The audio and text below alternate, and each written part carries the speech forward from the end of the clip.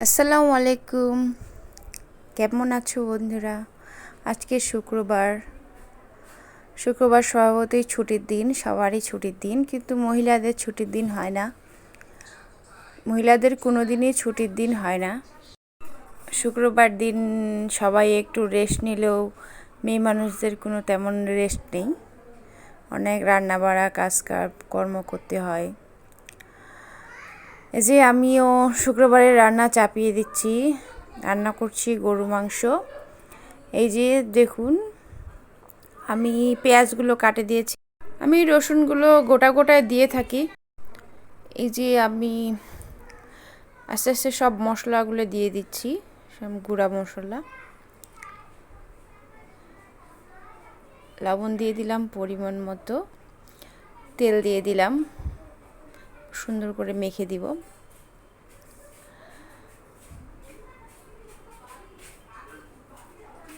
তারপরে আমি দিয়ে দিলাম সিটি। এদিকে আমি শাকগুলো ধুয়ে নিচ্ছি, পাট শাক সুন্দর করে, অনেক সুন্দর করে ধুয়ে দিচ্ছি। শাকগুলো অনেক সুন্দর মাশাআল্লাহ দেখতে, মনে হচ্ছে আমি এখনই খেয়ে ফেলি। শাক পাতা ছাড়া আমার ভাত খাইতে অবশ্য ভালো লাগে না।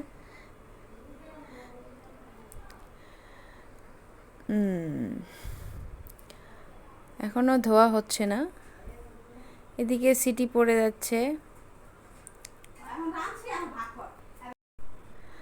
শাকগুলো আমি সুন্দর করে ঝাড়া দিয়ে দিয়েছি, ঝাড়নিতে করে। এইভাবে করে ঝাড়া না দিলে অনেক পানি বের হয়ে যায়, এটা সমস্যা হয়ে যায়। শাকগুলো এভাবে করে আমি ডিশে করে সিদ্ধ দিয়ে দিলাম। পরে এটা বাগার দিয়ে দিব। যে সিটি পড়ে গেছে, এটা প্রেসারে কষানো একটু ঝামেলা। কড়াইতে দিলে খুব ভালো হয়, তো আমি কড়াইতে দিয়ে দিলাম। আমি অবশ্য আলু পটল দিব। মাংসটা সুন্দরভাবে কষিয়ে নিচ্ছি।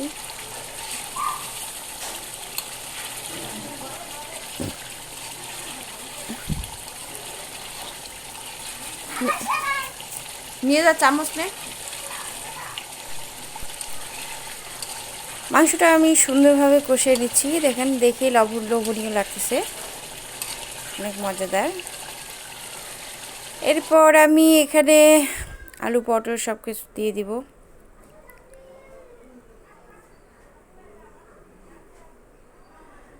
তারপর কষিয়ে নেব অনেকক্ষণ।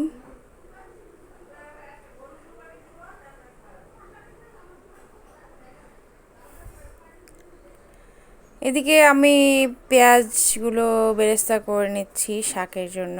শাকটা হয়ে গেছে, মাংসটা হয়ে গেছে। ধন্যবাদ।